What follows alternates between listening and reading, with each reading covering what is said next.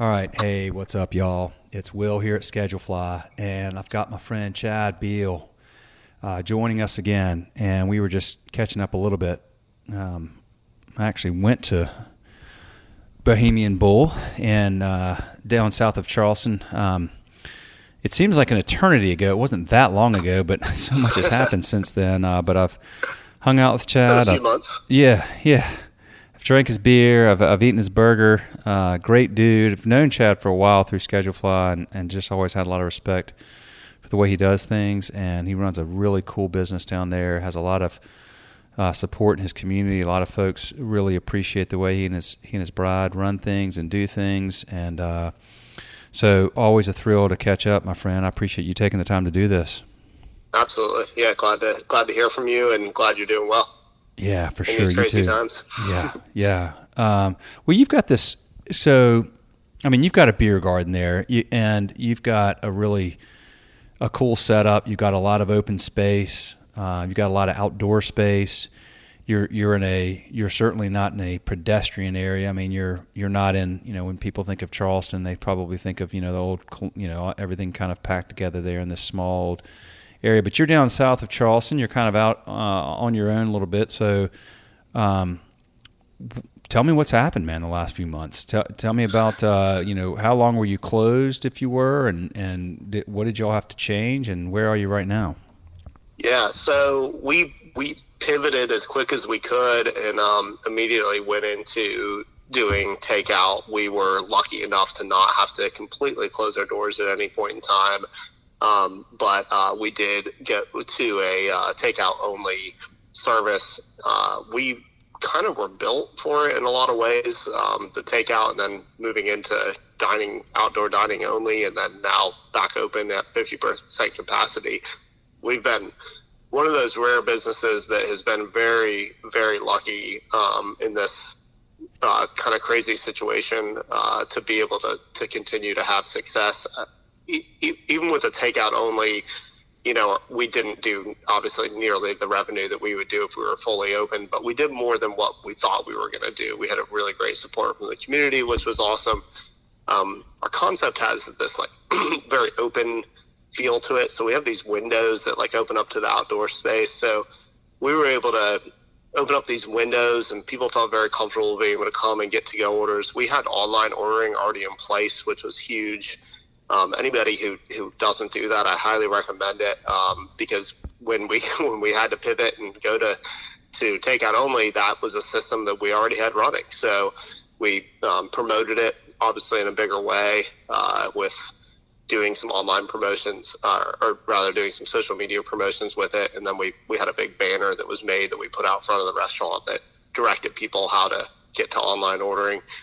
And, we did what I think a lot of people do, and that's, put tape down on the sidewalk and allow people to understand what a 6-foot distance is, and put signage up everywhere, and trained our staff as best we could. And we were, unfortunately, the sad part was we had to lay a lot of people off in the very beginning, but we quickly realized within the first few days that it wasn't going to be manageable with a skeleton crew that we had left on, and we quickly started bringing people back. I think about 2 weeks in, we were back at about 50% staffing. So we went from laying off 40 employees to bringing about 20 of them back pretty quickly. So that was a blessing in disguise. We basically kind of went with this concept of, hey, listen, this is not a time for us to make money. This is a time for us to be together kind of as a restaurant family. And if we break even or we lose a little bit of money over these next couple of months, that is what it is. Let's just try to keep everybody employed and food on their tables as best we can. So that's what we did. And we did some stuff like we bought gift certificates for our staff from one of the local grocery stores, Publix, here in town. And they then turned around and started ordering big catering orders from us once a week to feed their staff. So there was a lot of kind of mutual stuff going on in the community that was great, and it really filled me with a lot of joy to see everybody come together in such a crazy time. So, oh man, shout out to Publix, man. I like Publix. That's a good company. They do things right. Yeah. Yep, absolutely. Yeah, they were very helpful with us. Even if just spending a little bit of money with us, it went both ways. Like I said, we were able to spend several $1,000s with them buying our employees, gift cards, the people that stayed laid off, and then they turned around and spent it right back with us again. So it was a win-win for both of us. So it was great. Well, how much of are you still with the same 20 or some odd staff that you hired back, or you continued to hire? No, we actually, so that was pretty much, I summed up kind of the month of April for you. I think we closed on March 17th to go to takeout only. And then we were closed all the way through the month of April. And then I think it was like the first weekend in March, the governor said, hey, listen, in May, we're going to allow you guys to open up outdoor dining only. And that started on May 4th.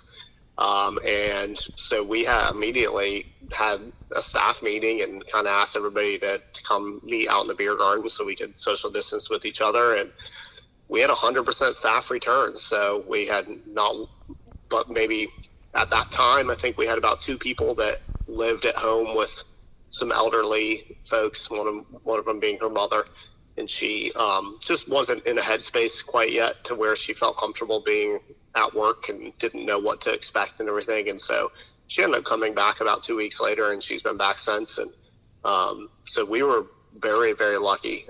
We did receive the PPP loan, which was a huge help, and we passed that right along to our staff. So one of the things we did to encourage people to return to work is we guaranteed everybody $900 for the first 2 weeks of work. So I think that was a huge part of, the way I looked at it it wasn't my money, it was my staff's money. So I wanted to make sure that they received it as best as they could. And so that, I think, was a big part of it, was getting people back to work and getting food back on their tables and making sure that they were paying rent and roof was over their head and all that stuff. And that was really important to me. And that's what we did for the first 2 weeks. So we guaranteed that as a minimum payment for the tipped employees. And then the rest of my staff made that as essentially like a salary for the first couple of weeks.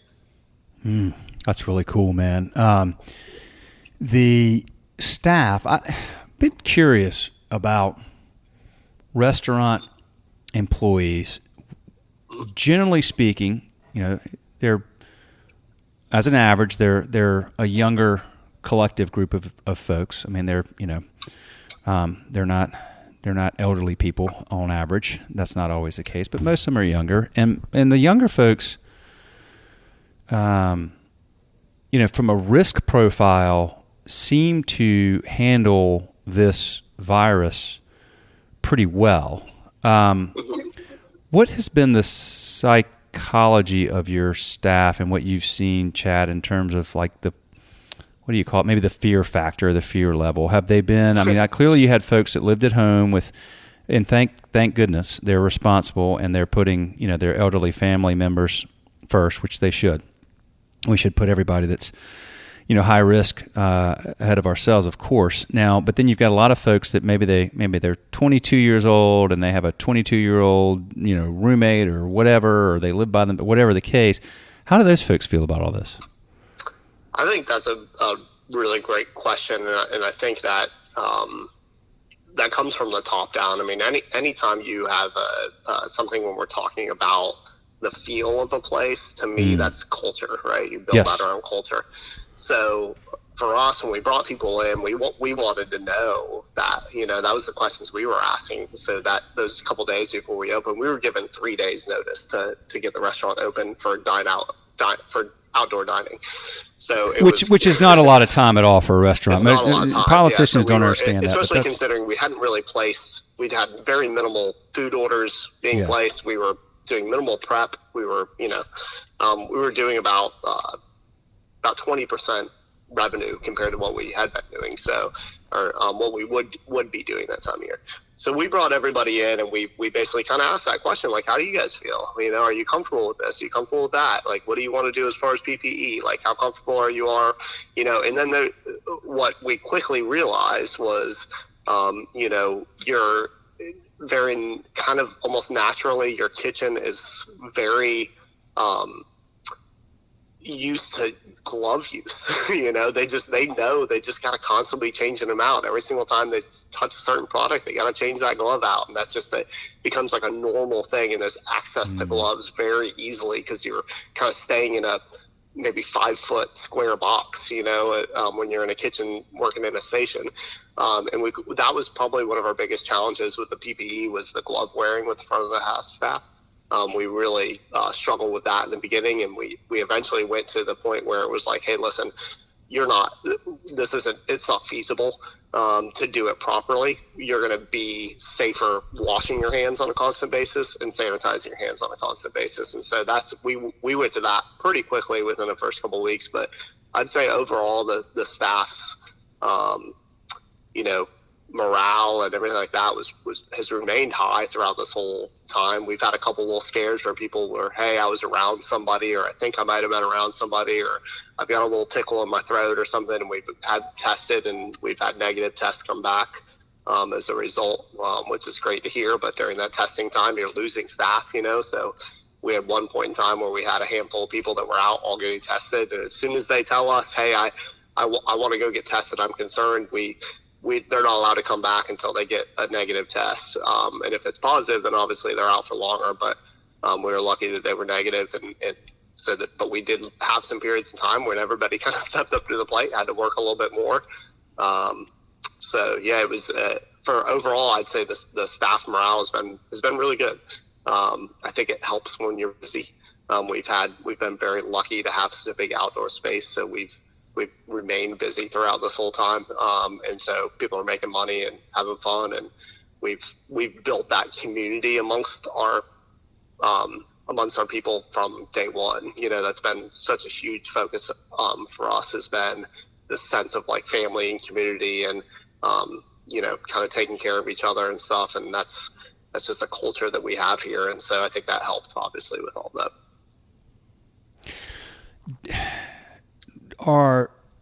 How are customers feeling? And I asked that question. Well, let me take a step back. It seems like it's interesting you said that it comes from the top. I completely agree with that, by the way. Different parts of the country seem to be responding to this differently. Without looking at the numbers, it just generally seems like, even the difference between maybe here in North Carolina and South Carolina and maybe Georgia and Florida, the general idea I get, and this is from watching very little news and paying very little attention to this stuff because I'm just burned out on it, as most of us are, but it seems like a lot of folks in some of these states in the South, and maybe, I don't know, maybe some in the Midwest too, I don't really know, but that, are generally not interested in wearing masks as much or being told to wear masks. What are you seeing down there specifically in your area? And I'm sure it probably varies, but so back at the end of June, actually I think it really was implemented. It was discussed and it was implemented at the beginning of July. Was mandatory mask wearing anytime you're out in public in the city limits of Charleston, or it might even be Charleston County, I think. So there's not really a choice at this point. Okay. But before that happened, from April until that point, or March, I guess, rather, until that point, I would say you would see about maybe 10 to 20% of the people wearing masks, and 20% would be a high number. We really didn't see mask wearing going on really hardly at all, and I'm like you, I'm kind of burnt out on the news media of it as well, and haven't really paid a whole lot of attention to it as much as I did in the beginning. I'm really just kind of living in my area of what we're experiencing here, and what we're experiencing here is we have some numbers, people are getting sick, and it's really sad, and we don't want that to wish that upon anybody, but statistically, the numbers are very low. We're averaging about 1,500 to 1,800 cases a day in South Carolina, and we have 5 million people. So I think people are looking at that, and they're willing to kind of take that risk a little bit more, maybe. I'm not saying whether that's right or wrong. That's just the fact of it. And we have been very lucky, like I said, here at the restaurant, where we really haven't been impacted by it so far. So I'm glad to hear that, man. Well, one thing we were talking about prior to recording is, we've seen a wide variety of well, we serve customers all over the country, and Sure. depending on who, where somebody is when I talk to them as a restaurant owner, the attitude or the way they've been able to handle it, the regulations that have been put in place, and policies, the general prevailing attitude in that particular part of the country, and then it really even oftentimes gets down to a city by city thing a lot of times. But there's certain parts of the country where I just feel like it was already bad enough to be a restaurant owner when this started. I mean, everybody pretty much was shut down for a while everywhere. But you take somewhere like New York City, and you just feel horrible for folks that. It's almost like the perfect storm for restaurant people there, particularly ones that are there in Manhattan and things like that. And what you mentioned is that you've seen a lot of people moving down here already, moving quickly, and you've been getting applications from a lot of folks that have moved down from New York. We have, yeah, and we actually have. Quite a few people from New York that work here already, and so they've had family visiting and stuff like that because there's nothing for them to do, and they're not in the city. They're in unfortunately the way our states are governed, they're kind of governed as a whole, but really my understanding of it is that the bulk of the cases and the really pandemic of what's happening in New York is primarily in the city area. And we have some people that work for us we have actually 4 employees that are all from Rochester, and they've had family coming down because they don't really have anything to do because a lot of their businesses are closed and they're not opening back up, and they work in restaurants that aren't opening back up.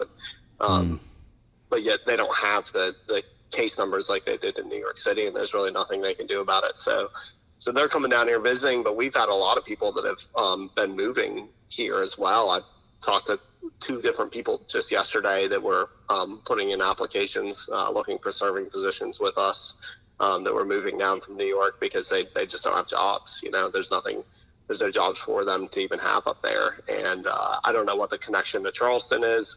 They just spun a map and put their finger down. I don't know. One of the girls I spoke to yesterday had family here, so that was her reason. But I'm sure some people just maybe had visited at some point in time, so decide to move now. But yeah, so it's a tricky time, and I don't know if a lot of these people, this is a permanent fix for them, or they're just going to come down here and live for 6 months while things get quote unquote back to normal. Hmm.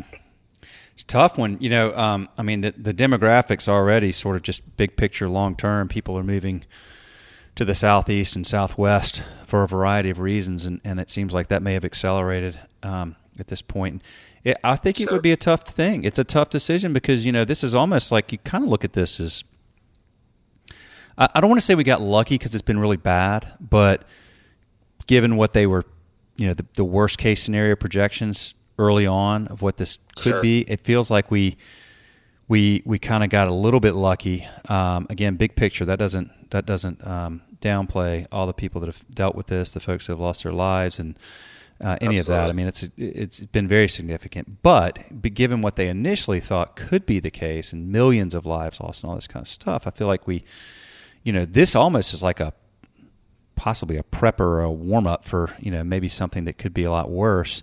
It's gotten people to take this very seriously. I'm sure a lot of people have had to rethink their lifestyle, their business model, lots of things. And you got to think that a lot of folks that live up in some of those cities in the Northeast or those states in the Northeast where, like you said, if you're in Rochester or Syracuse or somewhere else where there's not a lot of cases, or some small town in upstate New York, and your business has been shut down. I mean, that's just crushing small businesses. I wouldn't be surprised if a lot of those moves are not permanent.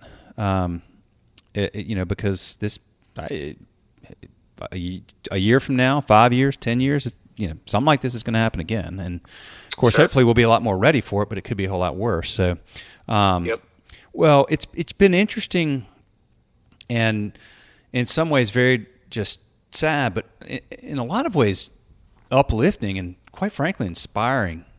Chad, to see folks like yourself and your peers across the country where they were able, where they were allowed to, continue operating it some way, and where they had the, a good geography, and you're not like in some highly, concentrated suburban pedestrian urban area, but where you've got the ability for people to get in their car, drive, and pick up takeout and all that. I mean, y'all have just pivoted on a dime. And you mentioned that you had, so you already had the takeout, so that's good. I mean, a lot of people didn't, and they were able to do it fairly quickly. It may have taken a week or two to get things rolling, but they got that going.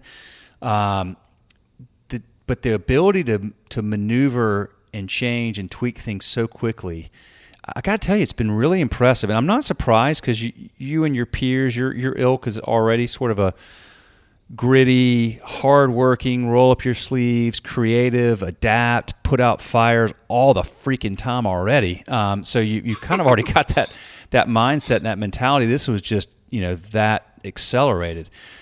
But the thing you mentioned that I don't want to underscore, and I think it's just fascinating, is when the governor says, okay, 3 days from now you get to open at 50% capacity. Like, that just seems like, oh, well, just let them open it. This weekend they can open, and good luck to you. That's like a massive project to try to figure that out in that short of a period of time as a restaurant owner. And the part for us that I think was the most, I laugh because I look back on it and it was like, wow, what were we doing? We decided that this is going to be a great time for us to take on some renovations. So because there's things you just can't do unless you're closed, like refinishing a bar top. We have these, like, our bar top is made of a 3-inch thick oak, beautiful one slab piece of wood, and it's got 20 layers of polyurethane on top of it protecting it, and after 7 years of use it needed a refinishing, so we sanded that whole thing down and refinished that, and it can't be touched for a couple of days, especially with anything wet. So there were some things that we had done around the restaurant. Painting, we had a mural done in our bar area, we had, we're power washing the sidewalks, we're doing all these different things, and then all of a sudden, the restaurant's kind of in shambles a little bit, the indoor space, because we're like, oh, well, there's no customers here, we can have paint cans sitting out everywhere, and it can be dusty and stuff like that, no big deal. And then all of a sudden they're like, well, you guys are going to open. Well, people are going to be coming in to use the bathroom, even if we're, outdoor seating only, and we got to make it presentable. So we were really running around like crazy in those couple of days to get the doors open. And that's been representative of every announcement that they've made. They've given us less and less time. The most recent one was that now the South Carolina is a general, I believe it's South Carolina, I know in Charleston we have it, is a 2 a.m. ordinance where all the bars and restaurants have to close at 2, and what that means is everything has to be out. Like, you can't have customers in your restaurant, you can't have alcohol out, like nothing, no service whatsoever after 2 a.m. The only people that can be in your building is staff, and they pushed that forward to 11 p.m. and it started the next day. Oh, so it was like, and I get some of the reasoning behind that, because they're trying to make these decisions and make them quick. The where we're not getting a lot of information is that was done in a press conference, and that's the only way you would have known about that, is if you had watched that press conference. There was no letters that were sent out, there was no emails that were sent out, there was no communication except for a press conference with the governor until 5 days later. Then there was an email that was finally sent out to the businesses that clarified what it meant, because in the press conference he said sale of alcohol. Well, when I read that, I say, okay, great. Or when I hear that, I say, okay, great, that's fine. So we have to sell our last alcohol at 11 p.m., but if a customer is sitting there hanging out for 30 minutes, they're welcome to do that. But that wasn't the case. And they clarified that, but it was 5 days after. So, and I have empathy for their situation too. They're trying to make the right decisions to keep people healthy and safe. But it's had its challenges as a business owner to try to bob and weave through these. And we've done a system here now that they've asked restaurants to sign up for called Palmetto Priority. And it's essentially saying that, you know, you're dedicated to trying to combat this disease through wearing of masks and through sanitation practices and, social distancing at tables and so on and so forth. And we signed up for that immediately. And we were lucky to have most of those systems in place already that they had. So it was easy for us, but I can only imagine that there's probably a lot of restaurants that it's taken weeks to get moving, because part of it was you had to have a health inspection that was done since you had been closed, since this all started. So within the last 3 months, you had to have a health inspection. And we did. We were, we got very lucky. And so there's a lot of things that, a lot of systems that have been really challenging. And like you said, you just got to bob and weave and pivot and kind of make it happen. And I think with our staff, we've constantly just reminded them of that, of like, a lot of, hey guys, this isn't our decision to make necessarily, but we've just got to do it. And this is how we're going to continue to thrive and be successful, is by just kind of abiding by the rules, and we'll go through this together. And that's the only way it's going to happen. Man, well, nice of you to have empathy for that. I have some, but I tell you, it's where you really kind of start to think, if you never paid much attention to local politics, it's probably a good time to start, thinking about who you're putting in office and things like that. Because, you need people that have owned a business. You don't understand what this means unless you've owned and run a business. And it's the amount of challenges and burdens that have been placed on y'all through this are just overwhelming. But once again, you've weathered it as well as possible. Everybody I've talked to, 95% of the owners I've spoken to have just been as positive as possible, as creative as possible, as thoughtful as possible, as intentional and focused on their community as possible, as giving as possible, like what you did with, it's so inspiring. And, I think that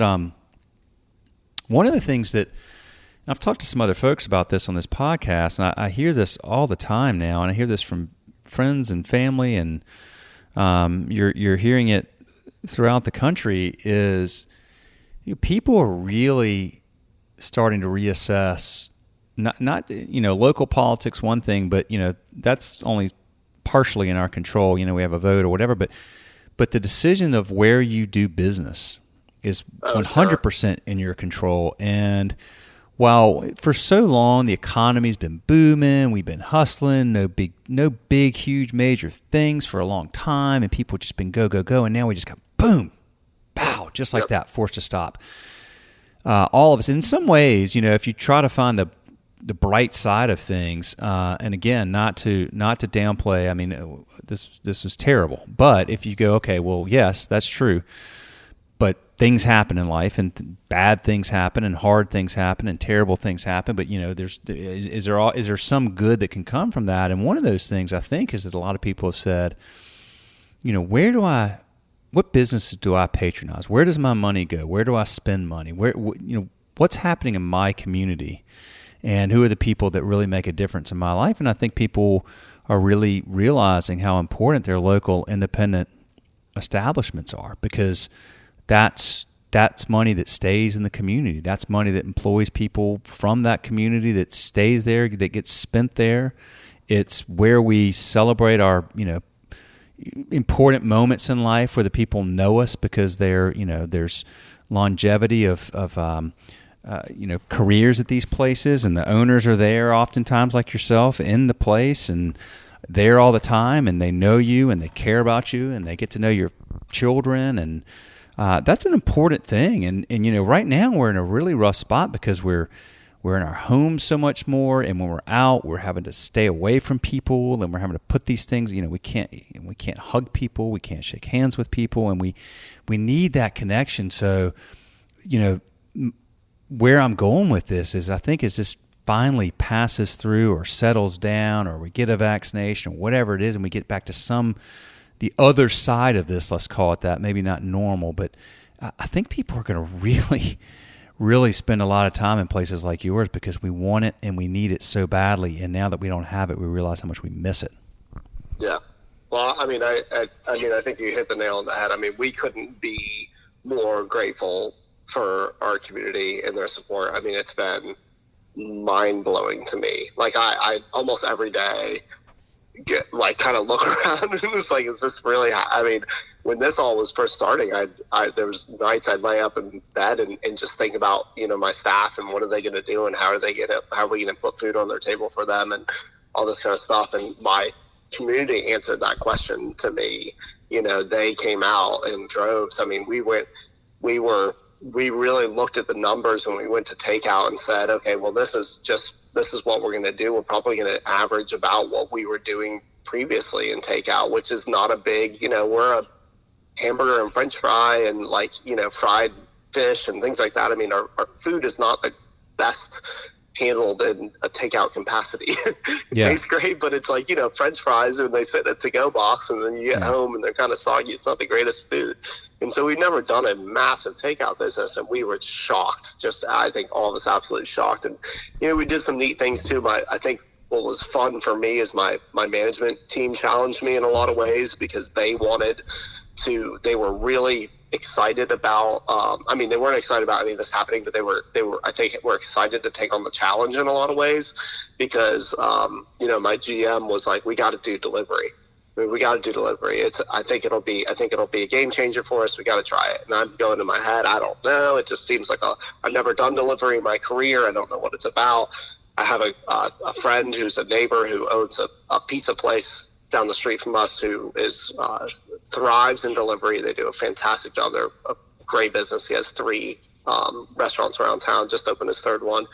And I got on the phone, called him, asked for, you know, some consulting on the delivery process, and we rolled it out and we made it happen and we did it for a few weeks. And it wasn't necessarily a game changer, but it was that a little bit more addition. We were able to bring some more staff back and get them, you know, moving a little bit. And it was literally a click of a button for our online ordering where you could select delivery or you could select, you know, pickup. And so it was very easy for us to do. And it ended up, you know, there was a lot of things that we look back on and kind of laugh about, you know, especially with trying to take on some of the renovation pieces that we did that we then kind of scrambled towards the end to get ourselves open.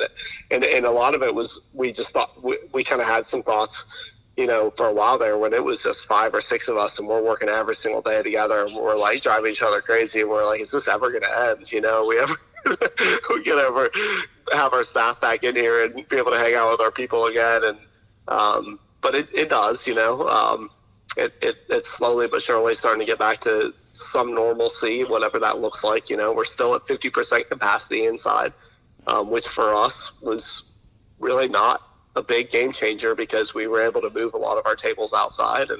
And we have been very, like, going back to the community support has just been mind-blowing to me. I don't even know how to explain it. I'm so incredibly thankful for the people that are around us. And every day I'm here, I see regulars coming in and, you know, and even people that don't feel comfortable even coming out yet.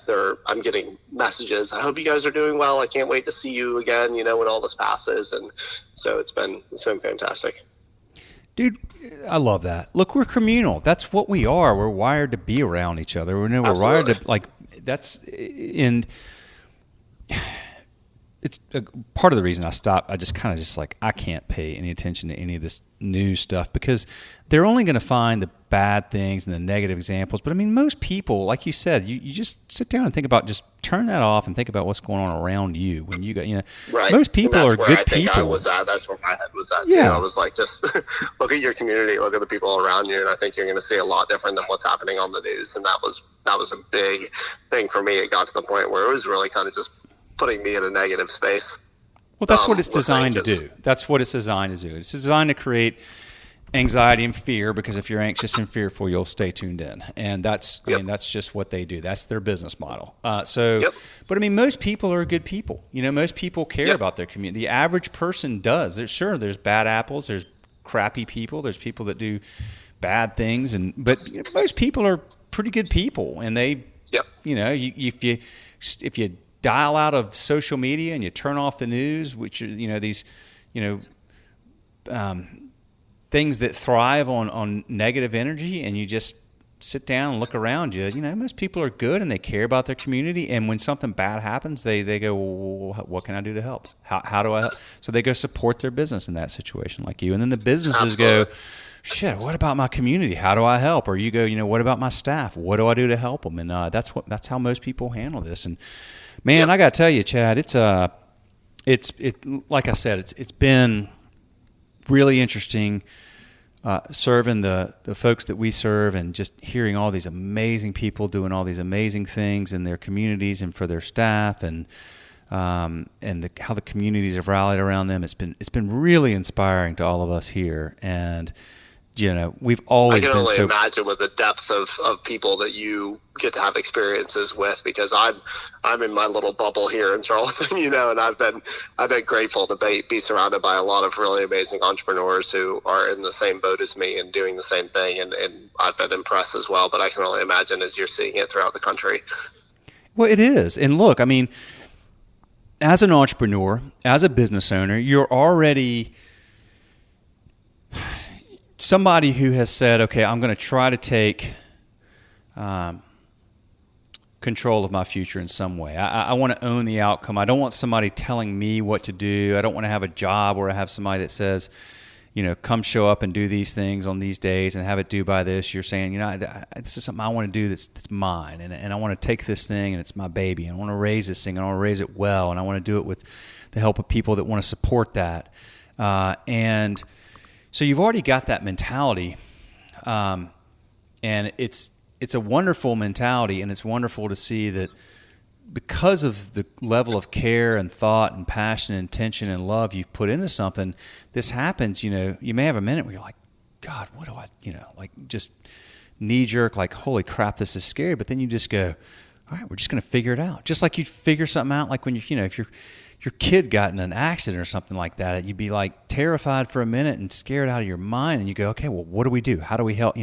We need help. Let's go get help. Let's get this fixed. Let's solve this. And that's what y'all do. And it's just such a cool thing to see, at the level we see it, which is, 7,000 restaurants around the country. Right. The stories are awesome. And every one of y'all that I've spoken to is just so, wow, man, I just love the way you approach things. I would say that for us, maybe not financially, but from if you look at the business, we'll take out the finance part of it, because obviously we took a big hit in those couple of months that we were doing takeout only. But if you look at it from a culture and a morality and just an overall like feel of the business, we are probably in a better place than we were. If you want to look at the glass half full and the positive side of things, I think our staff is closer. I think that we are set up to be in a better place when all this kind of starts to go away. If it ever does, I don't know. But if we come out on the other side of this, I feel this way, and I think if you ask anybody on our staff, that they feel probably in a better place now. I mean, I've had, I think, 8 or 9 of my employees buy new cars in the last couple of months, and to me, and that's been through us being able to do things like the $900 pay when they return to work, and then we have a bonus program that we have set up here as well, and it, to me, that's like, I'm like mind blown. Like when I hear person after person buying a new car, I'm like, oh my God, that is like the coolest thing to me ever, that my staff has that ability to do that, to go out and do that for themselves and for their families. And so I think in a lot of ways we're going to come out of this kind of in a better place than we were previously, and maybe appreciating things a little bit more too, For sure, man. I would imagine what's been pretty consistent around the country, I've got to think y'all have seen this too, is really good tips from people, particularly in the first. Oh yeah. Yeah. Oh yeah. You can say that. You can speak that loud and clear. That's been really impressive. That was the going back to that $900 a week guarantee when we first opened back up for my tipped employees. I explained to them, hey, listen, if you make $700, I'm going to pay the difference. I'm going to give you 200. So that's how that's going to work. And so everybody said, oh, okay, yeah, that makes sense. Because I had no idea. I'm like, are we going to bring all these people back and they're going to get like 2 tables in a night? I don't know. I don't know what this is going to look like doing this outdoor dining. And the first night, it was a Monday night, and we went on a wait. And we realized really quick, like, okay, all right, people are wanting to come back out, so let's rearrange some of these tables and figure out how we can put some more tables out here with keeping them. At that time, the rule was 8 feet apart, and we're still 8 feet apart, but that was what the rule was at the time, and so we've kept it that way. And I never had to pay the difference. Let's put it that way. There was not a week that went by where somebody made less than that, and I had to make up for that. So awesome, so they were all very thankful. Did you? And that was a reflection of what the customers were tipping them. I mean, ultimately, we were busy, but the tips were extremely gracious. I love that. That's such a cool thing to hear. I don't know anybody that, I mean, personal, family, friends, or whatever, that didn't, just like, I'm going to just tip as much as I possibly can right now. Like, sure. Oh, it's a $20 bill. Here's a $20 tip. Well, what about, I want to ask you about the capacity thing there. I'm curious about this because there's something happening here in North Carolina, which really is a head scratcher to me. Okay, so 50% capacity. What number of people is 100% capacity for you? For us, our indoor space is 99. Okay. So for us, the way we have it set up is we have 50 seats inside currently, which is like 51%. But there's never a time when every seat is filled, because you have you have 2 people sitting in a 4-top, or you have a 6-top that has 5 people at it, so on and so forth. So that's where we're at. And then if we do go on a wait, we ask people to wait outside, and we have a system where we can text message them, so they can wait in their car or something like that. We don't allow any groups to try to gather, so we don't want people like gathering at the bar, getting drinks, and then waiting at the bar like they normally would in the past. So we've allowed them to say, hey, you can go to the bar, you can grab a beer, and then if you'll just wait outside, out front, we have such a big outdoor space out back in the beer garden that they're allowed to wait out there. But once again, social distancing. So if it's a group of 4 people and they all know each other, they can, kind of sit in a corner or whatever and wait for their table. But we haven't really had too much of an issue with that. We haven't had to. I think people are pretty aware of it by now. In the beginning, there was a little bit of kind of coaching and teaching what the process was like, but for the most part, it's pretty good now. We still get it about once a day. Somebody walks in without a mask on, and like, hey, sorry, you walked by the 5 signs at the front door, and you still have to wear a mask.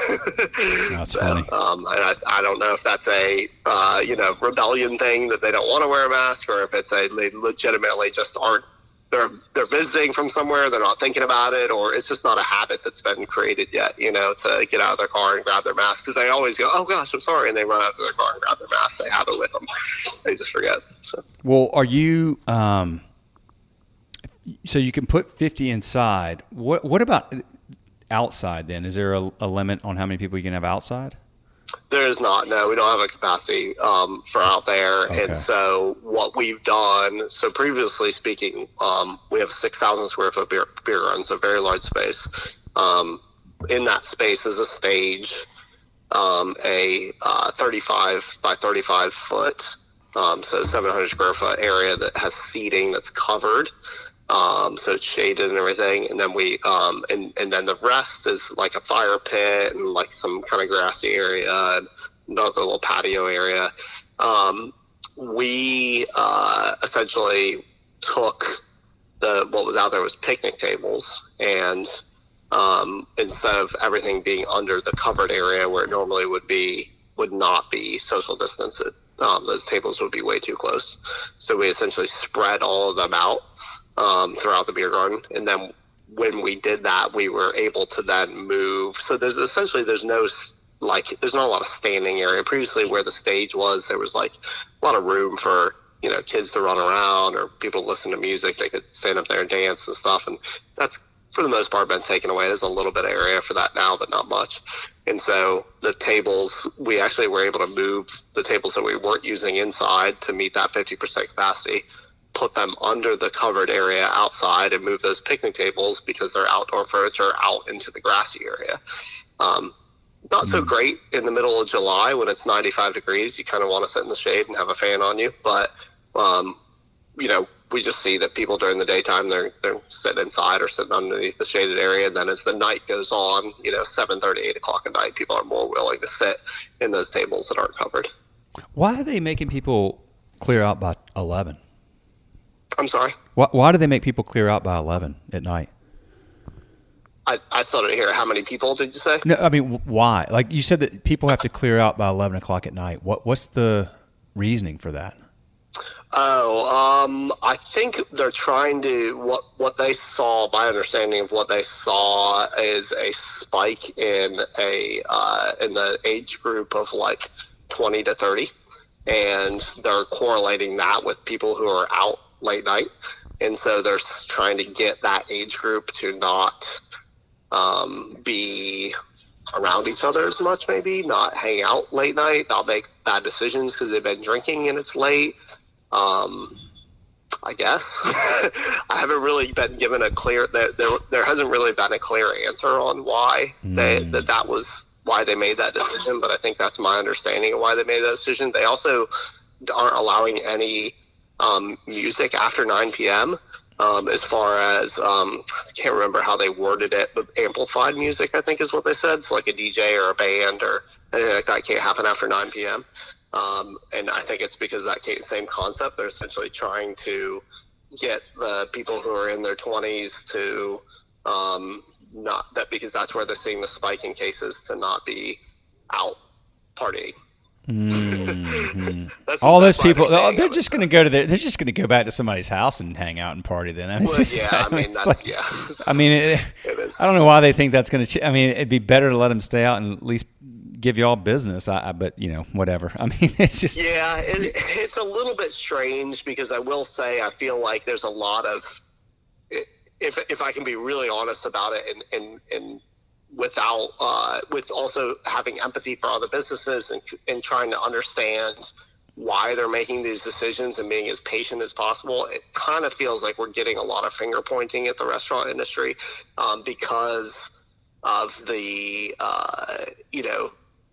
essentially who we are. Like it's a social atmosphere. It's a place where people hang out and they do hug and shake hands and have fun together, and it's in close quarters a lot of times. And so but it's hard when you walk into Lowe's and there's 500 people in Lowe's shopping in lines of 20 people, in each line. And, they're not really held to any standards at all. And that's been happening the entire time.